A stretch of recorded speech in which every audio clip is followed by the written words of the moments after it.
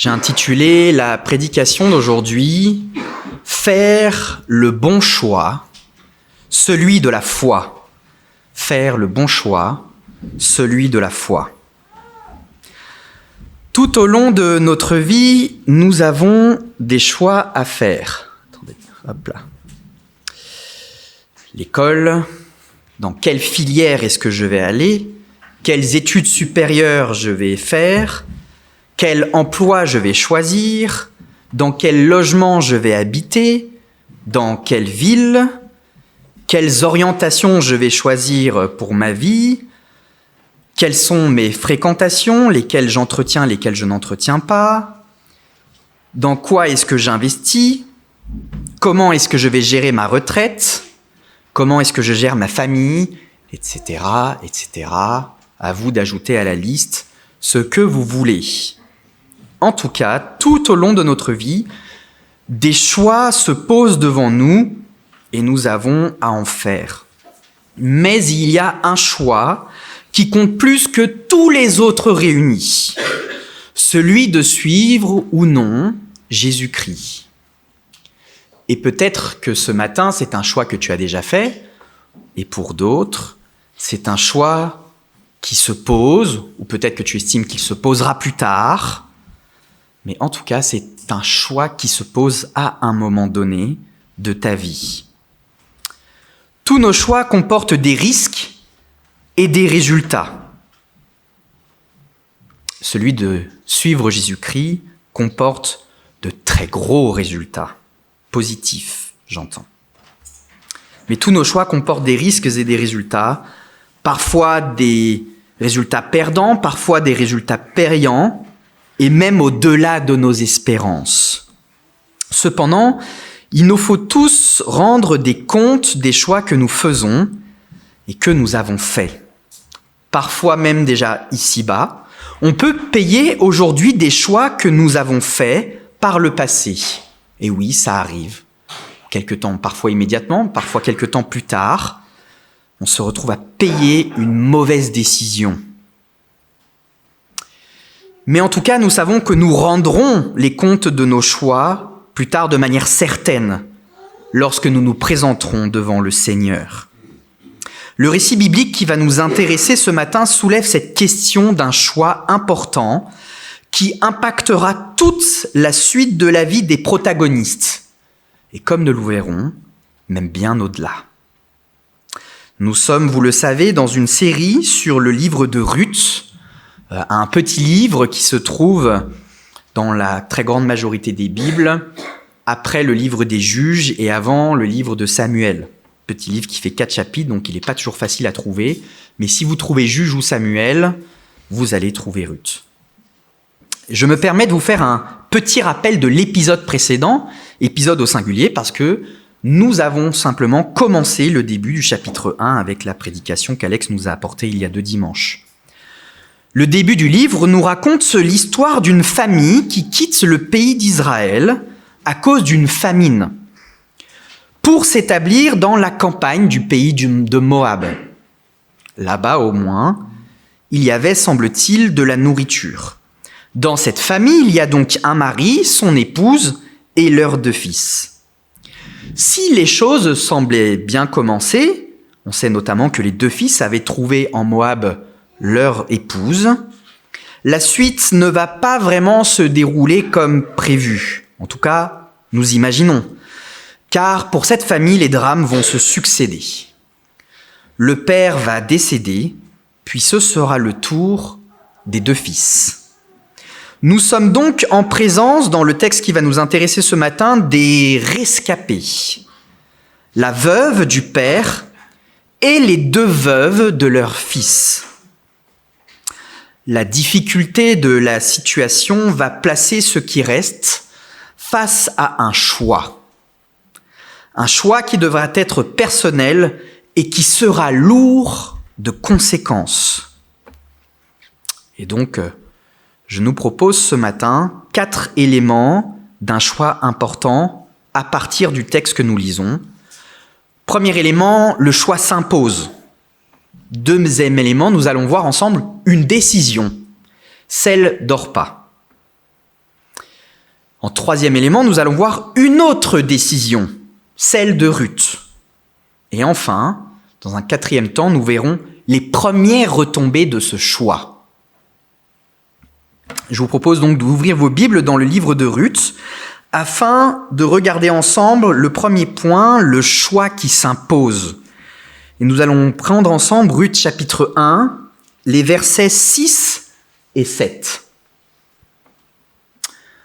Donc là, c'est de Noémie dont il est question, donc la mère qui a perdu son mari. Lorsqu'elle apprit que l'Éternel était intervenu en faveur de son peuple, donc le peuple d'Israël, et qu'il lui avait donné de quoi se nourrir, Noémie se mit en route avec ses 2 belles-filles pour rentrer du pays de Moab. Elles quittèrent donc ensemble l'endroit où elles s'étaient établies et prirent le chemin du pays de Juda. On va d'abord s'arrêter là. Un choix s'impose. Élimélec, donc le mari de Noémie et leurs 2 fils avaient quitté le pays de Juda à cause d'une famine. Et ce qui est intéressant, petite parenthèse, nous y reviendrons, c'est qu'ils ont quitté la ville de Bethléem. Bethléem qui signifie la maison du pain. Ironique, sachant qu'ils partent pour la raison d'une famine. Mais leur émigration n'a pas été très fructueuse. Elle a même plutôt été désastreuse, car tous les hommes de la famille sont morts. Cependant, dans tout ce malheur, l'espoir renaît. L'espoir renaît, car Noémie apprend que l'Éternel, le Dieu d'Israël, est intervenu en faveur de son peuple et il lui a donné de quoi se nourrir. La donne change. Certains diraient « la roue tourne ». Cette donnée change tout. Enfin, une note positive. Jusqu'ici, c'était plutôt négatif. Cette note positive est synonyme de renouveau. Peut-être la fin d'une triste période ? Nous ne le savons pas encore.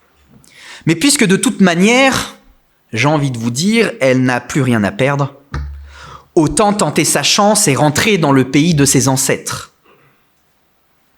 Elle emmène avec elle ce qui lui reste de famille, ses 2 belles-filles, qui elles aussi n'ont plus rien. Elles sont veuves, et leur avenir ne s'annonce pas glorieux, du moins à première vue. Si pour Noémie, elle rentre chez elle, ce n'est pas le cas de celles qui l'accompagnent. Parce que celles qui l'accompagnent, elles ne sont pas israélites, elles sont moabites. Elles sont nées et ont grandi dans le pays de Moab. Donc en fait, le choix que fait Noémie déracine ces 2 veuves. Et il ne sera pas sans impact pour leur avenir, comme nous allons le voir ensemble. À des moments de notre vie, des choix s'imposent à nous, qu'on le veuille ou non d'ailleurs. On peut choisir alors de ne pas en tenir compte, mais vous connaissez très bien l'adage, ne pas choisir, c'est faire un choix. Le risque est alors de voir notre société évoluer sans nous, de passer à côté de certaines choses, finalement de ne pas évoluer. Donc je vous invite à nous pencher ensemble sur la première décision vis-à-vis de ce choix, celle d'Orpa.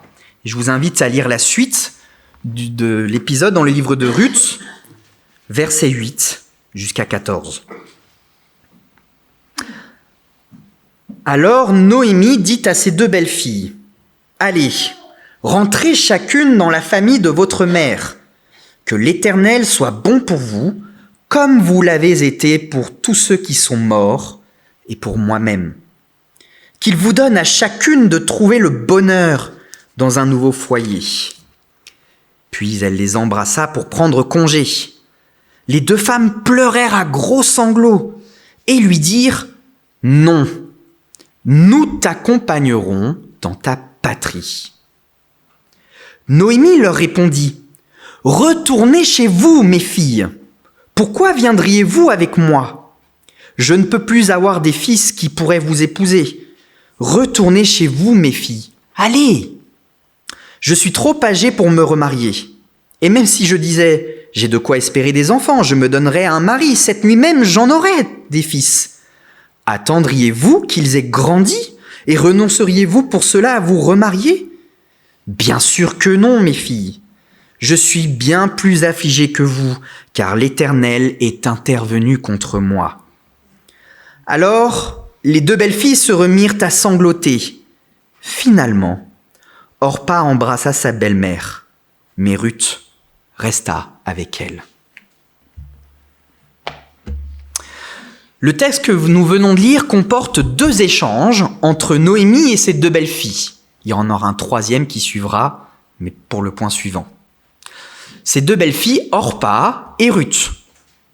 Ces deux échanges commencent tous avec la même demande de Noémie. Rentrez chez vous, retournez chez vos parents. Ne restez pas avec moi. Autrement dit, elle estime qu'Orpa et Ruth n'ont pas à subir les conséquences du choix de Noémie de rentrer. Et pour cause, a priori, rien de bon ne les attend dans le pays d'Israël. Regardons ensemble ce premier échange. Noémie confesse de sa bouche sa fidélité à l'alliance avec le Dieu d'Israël. Elle lui fait une demande, celle d'agir envers ses deux belles-filles avec Hesed. Alors je ne suis pas juif, donc je ne sais pas si je le prononce bien, mais le mot Hesed en hébreu a une grosse signification. C'est un mot hébreu fort qui implique la compassion, la bonté, l'aide aux impuissants, aux faibles, dont seul Dieu est capable, grâce à son amour inaltérable envers ceux qui lui sont fidèles. Derrière ce petit mot, il y a une grosse signification. De la même manière qu'elle reste fidèle finalement au Dieu d'Israël, puisqu'elle ne le maudit pas, elle lui demande même d'agir avec Hesed envers ses deux belles-filles, Noémie met en lumière la fidélité dont ces deux belles-filles ont fait preuve à l'égard de leur époux, et ce, jusqu'à leur mort. Se marient jusqu'à ce que la mort nous sépare. La mort est intervenue, et elles montrent encore leur fidélité au-delà même de cela, en suivant Noémie. Cette fidélité est le cadre de la Hesed. Celle de Ruth et celle d'Orpa, oui, mais aussi celle de Dieu. Noémie prie que l'Éternel leur accorde un lieu où elles seront en sécurité. Dans d'autres traductions, vous avez un lieu de repos. Leur chemin allait donc a priori se séparer là, comme pour tourner la page importante d'une vie. Mais pour Orpa et pour Ruth, cette séparation est trop difficile. Et elles choisissent toutes deux, à ce moment-là, de continuer à suivre Noémie, de continuer à lui être fidèles. Cette fidélité, elle est très forte, à l'image de celle qu'elles ont manifestée envers leur mari. Et j'en veux pour preuve le fait qu'elles ne retournent pas dans leur famille. On sait notamment au chapitre 2, verset 11, que les parents de Ruth étaient encore vivants. Et donc Ruth aurait très bien pu dire « Eh ben je retourne chez mon père et chez ma mère ». Non, elle décide quand même de suivre Noémie. Si Noémie pense à leur avenir matériel et affectif, en leur parlant notamment exclusivement de mariage, ses belles-filles sont quand même prêtes à l'accompagner jusqu'en Juda. Ce qui signifie de prime abord veuvage, incertitude et pauvreté. Quelle fidélité face à un tel avenir, un tel programme. Alors, Noémie, sûrement troublée par cette réponse, insiste. Deuxième échange. Noémie revient à la charge et argumente en faveur de leur séparation. Elle ne peut plus avoir de fils qui pourraient les épouser. Elle n'est pas convaincue que toutes les trois doivent aller dans le pays de Juda, et elle les met face à une dure réalité. elles n'ont aucun avenir avec elle. Ne restez pas avec moi, ça sert à rien. Entre guillemets, presque, pour moi c'est foutu. Mais pour vous, il y a encore un espoir. Alors ne me suivez pas. Si Noémie fait preuve de pragmatisme, elle reste enfermée dans le cadre de cette dure réalité. Elle ne va pas plus loin. Parce qu'elle regarde l'avenir avec ses yeux d'humaine. Elle ne prend pas en compte la dimension spirituelle. La fidélité qu'elle manifeste à Dieu, au Dieu d'Israël, elle est bien existante, on l'a vu dans l'échange précédent. Mais elle est profondément affectée par la situation difficile qui vient comme étouffer sa foi. Paradoxalement, et consciemment ou non, on ne le sait pas, en tout cas le texte ne le dit pas, Noémie est en train de tester la fidélité à l'alliance de ses belles-filles. Elle fait passer leur intérêt avant le sien et décide d'affronter seule l'avenir, sans soutien ni protecteur. Finalement, au bout de ce deuxième échange, Orpa prend une décision, celle d'accepter la séparation que lui demande sa belle-mère et de retourner auprès de sa famille. Ce choix n'est pas sans conséquence. Elle choisit de vivre non par la foi, mais par la vue. Ainsi, elle prend la décision de retourner dans sa culture moabite avec ses dieux, dont, soit dit en passant, l'abominable Kémosh, dont le culte impliquait les sacrifices d'enfants. Ruth, elle, s'attache à Noémie et reste avec elle. Orpa est l'exemple de quelqu'un qui peut s'attacher profondément à une personne appartenant au peuple de Dieu, mais qui ne s'attache pas à Dieu. Et ça, malheureusement, dans beaucoup d'églises, il y a des gens comme ça. On le sait notamment avec l'exemple du fameux Tim Keller, dont nombreux ici ont probablement lu des livres, qui s'est rendu compte dans sa très grande église à New York que quand c'est lui qui prêchait, il y avait beaucoup plus de monde. Les gens venaient pour lui. Orpa aimait beaucoup Noémie, à tel point qu'elle était même prête à le suivre. Mais elle n'aimait pas son Dieu. Elle n'avait pas de relation avec lui. C'est triste car en agissant ainsi, elle fait le choix de la sécurité du mariage, mais au détriment du repos de son âme. On constate à ce stade de notre lecture 3 attitudes différentes. La première attitude, c'est celle de Noémie, qui est privée d'un mari et d'une famille. Elle s'afflige. La deuxième attitude, c'est celle d'Orpa, qui a fini par prendre au sérieux les paroles de sa belle-mère et qui prend la décision de s'en aller, choisissant dans une certaine mesure une forme de facilité. La troisième attitude, c'est celle de Ruth, qui s'attache, restant fidèle à Noémie malgré ses découragements et l'éloignement d'avec sa famille. Elle persévère. Et je crois que j'ai introduit ainsi le troisième point qui nous intéresse, une autre décision, celle de Ruth. Lisons ensemble les versets 15 à 18. Noémie lui dit, donc désormais, elle s'adresse à Ruth. « Regarde, ta belle-sœur est partie rejoindre son peuple et ses dieux. Fais comme elle, retourne chez les tiens. » 3e fois.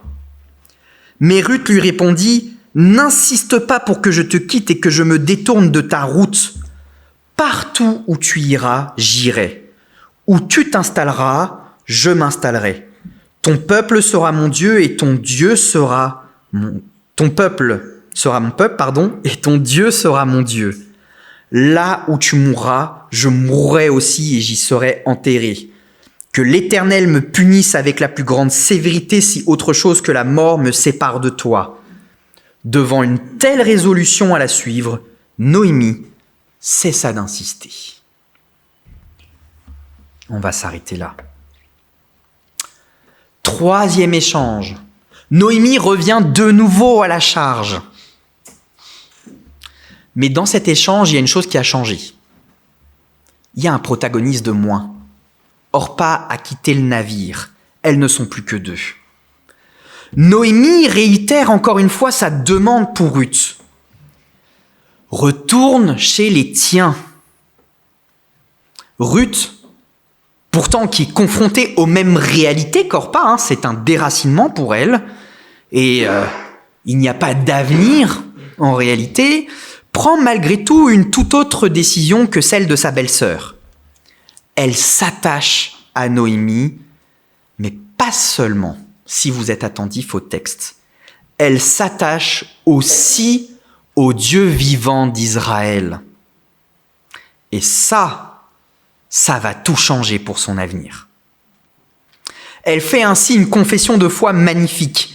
Ton peuple sera mon peuple et ton Dieu sera mon Dieu. C'est un déracinement très fort.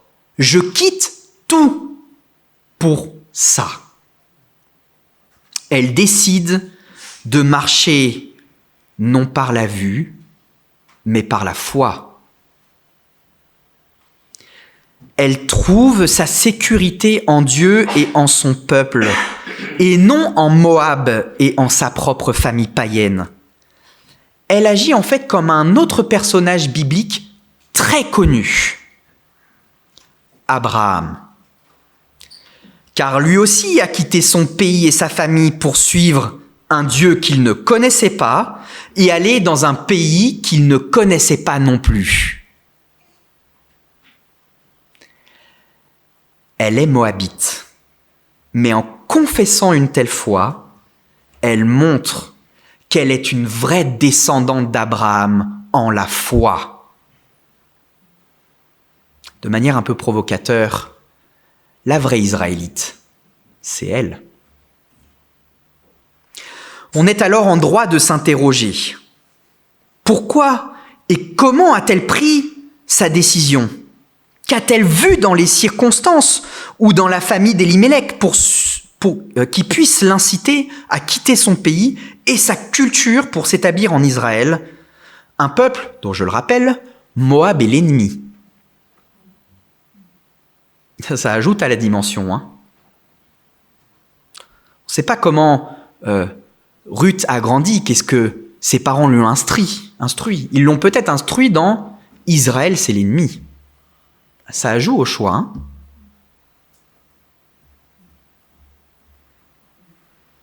C'est presque non. C'est comme si aujourd'hui on demandait à un Palestinien qui disait « le peuple d'Israël sera mon peuple », etc., etc.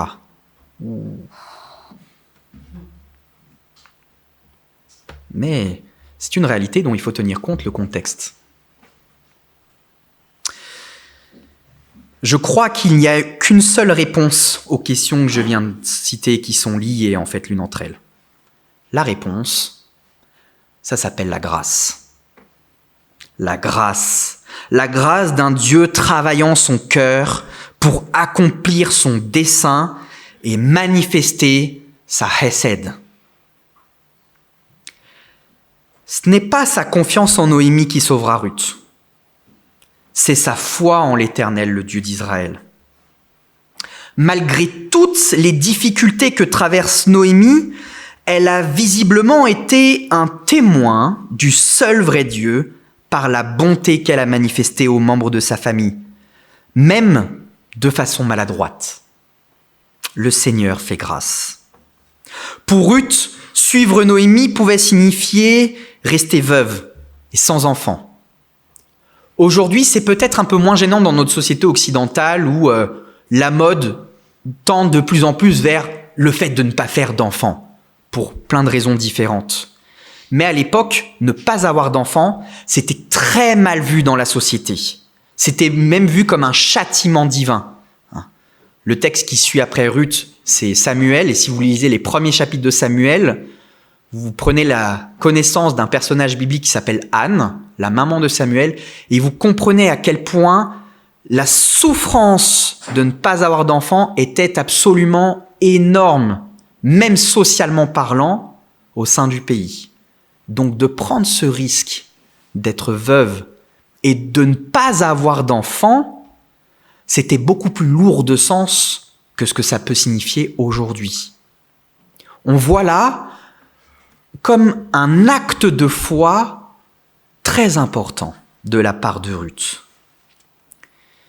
Mais si le Seigneur semble se faire silencieux, cela ne veut pas dire que tout n'est pas entre ses mains.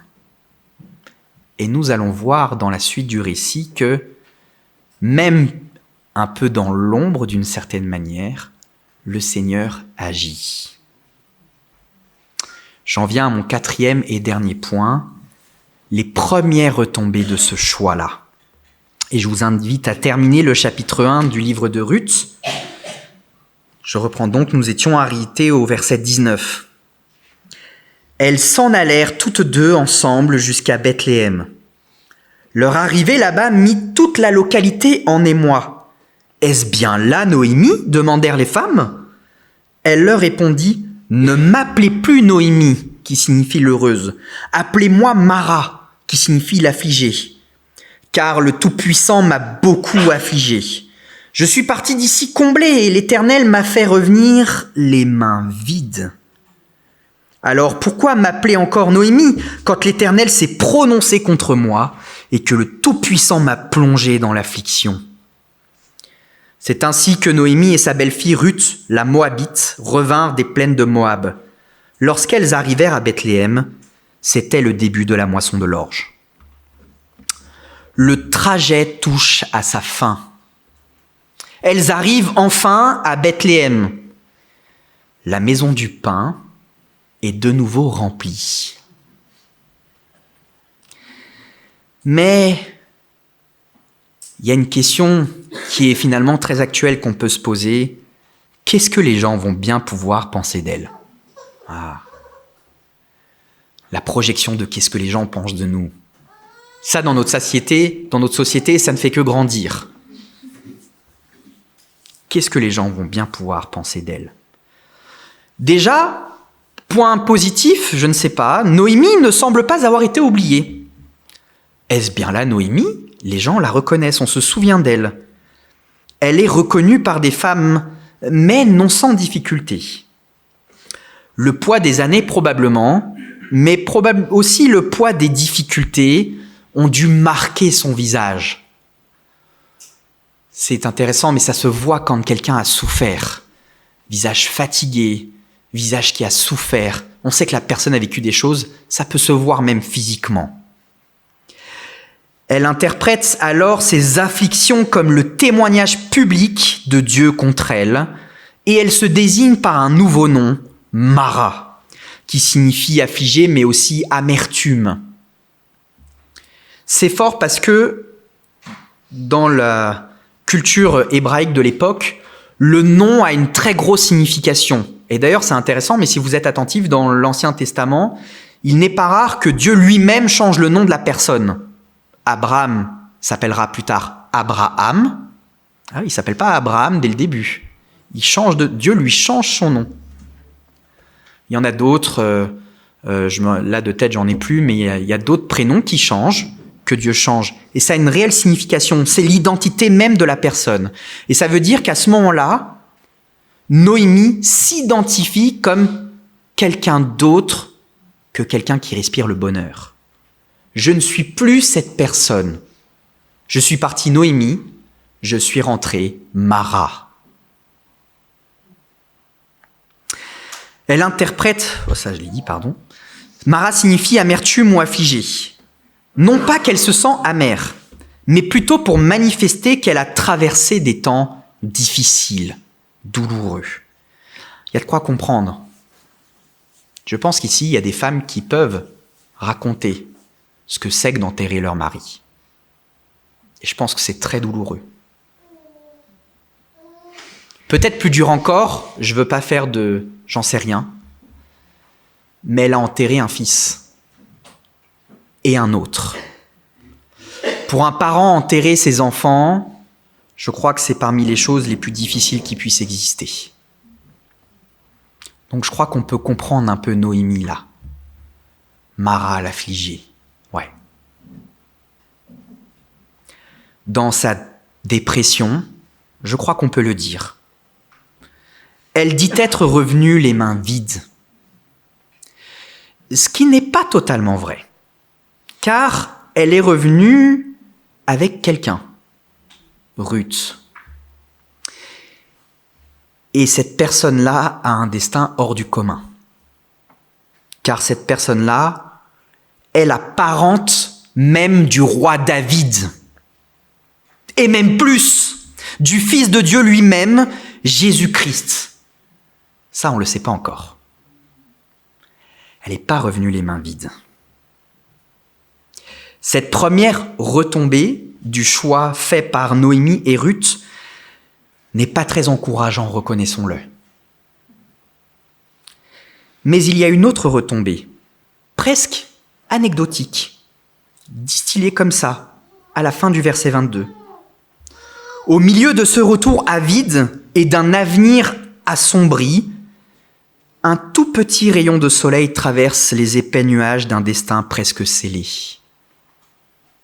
Lorsqu'elles arrivèrent à Bethléem, dit le texte, c'était le début de la moisson de l'orge. Et c'est intéressant parce que cette saison-là, ça s'appelle la saison des prémices. Une nouvelle année s'ouvre, comme un nouveau commencement, pour l'une comme pour l'autre. Le livre de Ruth ne montre pas explicitement Dieu à l'œuvre, mais pourtant, il n'est pas inactif, car la période où Noémie et Ruth arrivent n'est pas du tout une période anodine. L'Éternel va leur manifester sa hesed à partir de ce petit détail, comme nous le verrons dans la suite du récit. En conclusion, tout au long de notre vie, nous sommes confrontés à des choix. Certains sont sans importance et d'autres ont un impact pour le restant de notre vie. Et même au-delà en ce qui concerne le choix de suivre ou non Jésus-Christ. Ce choix-là, c'est le choix le plus important d'une vie. Je le dis et je le redis. C'est pas de faire une très grande carrière. C'est pas d'être PDG d'une très grosse boîte du CAC 40. Il y a des choix plus importants que ça encore. Il y en a un tout particulièrement. Celui de suivre le Seigneur. Ce choix-là, il est peut-être temps de te le poser, si ce n'est pas encore fait.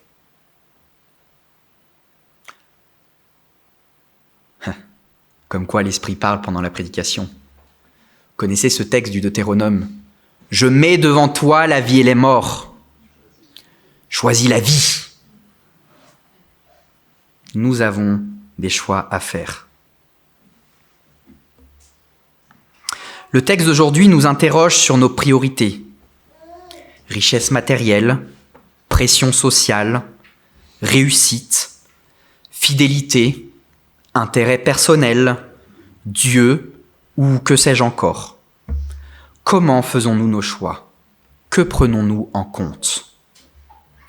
En tant que chrétiens, nous ne pouvons plus les prendre comme si nous n'appartenions pas à Christ, comme si nous ne cherchions pas d'abord son royaume et sa justice. Cela n'a rien de simple, car il s'agit de faire preuve de sagesse, pas celle humaine, celle qui vient d'en haut. Preuve d'intelligence, mais surtout preuve de confiance et de fidélité envers le Dieu qui nous a sauvés. Et pour cela, nous pouvons compter sur lui et sur la grâce qu'il nous accorde malgré nos imperfections. Car la hesed de Dieu n'est pas épuisée. J'ajouterais même, elle se renouvelle chaque matin. Ainsi, ne marchons pas par la vue, mais marchons par la foi, comme Ruth l'a fait en suivant Noémie contre toute logique humaine. Amen.